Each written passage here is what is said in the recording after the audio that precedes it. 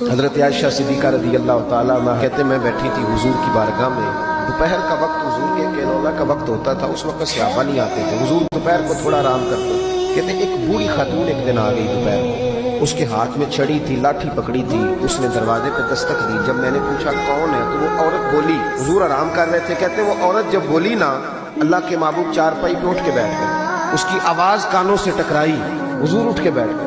دروازہ کھولا، وہ خاتون اندر آئی تو بڑی دنیا آتی تھی،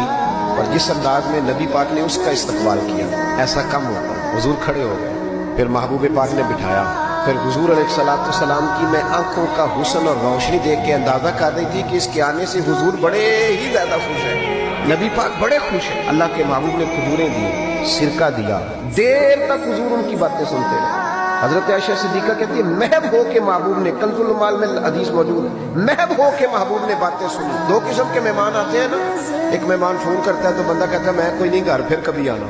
اور ایک مہمان ایسا ہوتا ہے جسے بندہ کہتا ہے اتنی بھی جلدی کیا ہے، ذرا ٹھہر جائیے، تھوڑا رک جاؤ، چائے بن رہی ہے۔ قسمیں ہوتی ہیں مہمانوں کی، کچھ مہمانوں سے دل لگا ہوتا ہے، دل کرتا ہے بیٹھے رہے، ذرا تھوڑا اور بیٹھے، یار تو نہ جایا کر، تو بیٹھا رہا کر۔ ہوتے ہیں کچھ لوگ دیر تک نبی کریم علیہ السلام نے بات سنی، اور کیا بات ہے، جناب عائشہ صدیقہ کہتی ہے دل حضور کا لگا، میں نے دیکھا تو میں بڑی مطمئن تھی۔ اس خاتون نے کہا کہ اب میں نے جانا ہے، لگ رہا تھا کہ حضور چاہتے ہیں ابھی رکیں، لیکن اس نے جب کہا نہ جانا ہے تو حضور نے فرمایا ٹھیک ہے۔ جب وہ جانے لگی تو حضور نے تحائف جمع کی اور جناب بلال حبشی کو فرمایا ان کے ساتھ جاؤ، چھوڑ کے آؤ۔ جناب عائشہ صدیقہ رضی اللہ تعالیٰ عنہ فرماتی ہیں، کہتے وہ خاتون چلی گئی، میرا خیال تھا کہ حضور اب مسجد جائیں گے، جب رات کو آئیں گے نا بعد عشاء تو پھر پوچھوں گی حضور یہ کون تھی، لیکن محبوب تو گئے نہیں، لیٹ گئے۔ میں اٹھ کے قدموں میں بیٹھی تو حضور کی مقدس آنکھیں کھلی ہوئی، میں نے عرض کی حضور یہ کون خاتون تھی، اور میں نے آپ کو تھوڑا انفرادی دلچسپی لیتے دیکھا، حضور کون تھی؟ جب میں نے پوچھا تو حضور کی آنکھوں میں آنسو چمکنے لگے، حضور اٹھ کے بیٹھے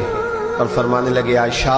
یہ میری پہلی زوجہ ختیجۃ الکبریٰ کی سہیلی تھی، اور فرمایا جب ہم مکے میں رہتے تھے تو یہ آیا کرتی تھی، ختیجہ اس کا پرتپاک استقبال کرتی تھی، اسے کھجوریں کھلاتی تھی، دودھ پلاتی تھی، پھر یہ باتیں سناتی تھی تو ختیجہ اس کی باتوں کا جواب دیتی تھی۔ حضرت